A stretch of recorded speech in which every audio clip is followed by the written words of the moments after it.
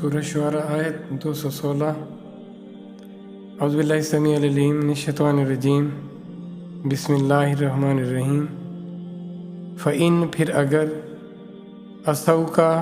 وہ تمہاری نافرمانی کریں فَقُلْ تو کہہ دیں انی بریٌ بے شک میں بیزار ہوں مما اس سے جو تعملون تم کرتے ہو۔ پھر اگر تیری نافرمانی کریں تو کہہ دیں کہ میں بیزار ہوں تمہارے کاموں سے جو تم کرتے پھرتے ہو۔ دیکھیں رسول اللہ صلی اللہ علیہ وآلہ وسلم سے یہ اللہ فرما رہے ہیں اور ہمیں بتایا جا رہا ہے، یہاں اللہ نے اپنی فرمان برداری کی بات نہیں کی، نبی صلی اللہ علیہ وآلہ وسلم کی فرمان برداری، ان کی بات ماننے کا حکم دیا ہے اور اس کے متعلق بتایا ہے۔ وجہ کیا ہے؟ کیونکہ یہ اللہ نے ان کو بھیجا ہمارے لیے، اور وہ صرف اور صرف وہی بتاتے ہیں جو اللہ کی طرف سے حکم ہوتا ہے، گویا کہ اللہ کی نمائندگی کرنے والے ہیں۔ اور اللہ نے ہم انسانوں پر یہ احسان کیا اور رسول اللہ صلی اللہ علیہ وسلم کو مبعوث فرمایا۔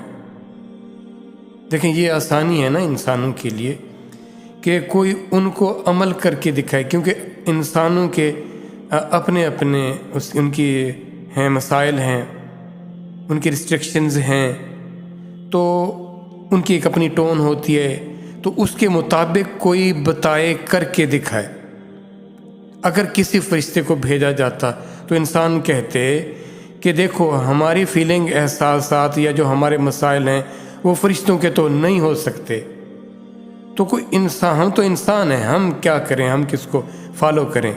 وہ تو فرشتہ ہے، وہ تو کر جائے گا کام، ہم انسان کیسے کریں گے؟ تو اب یہ عذر ختم کیا گیا، کوئی یہ نہ کہہ سکے کہ مجھے تو بھوک لگتی تھی، پیاس لگتی تھی، مختلف موسموں کا مجھ پر اثر ہوتا تھا، مختلف مسائل کا میں نے سامنا کرتا تھا انسان ہونے کے ناطے، تو اس لحاظ سے میرے لیے یہ مسئلہ تھا جو کر کے دکھانے والا تھا، وہ چونکہ ان مسائل سے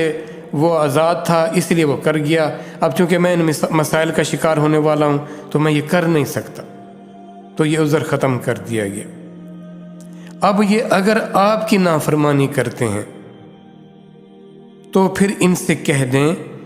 تمہارے کسی کام کا میں ذمہ دار نہیں ہوں، جو تم کرتے ہو پھر کرتے پھرو،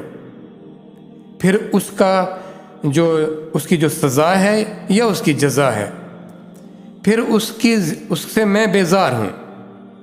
مجھے اس سے پھر کوئی فرق نہیں پڑتا جو تم کرتے ہو۔ پھر اگر ان سے کہیں اگر یہ آپ کی نافرمانی کرتے ہیں تو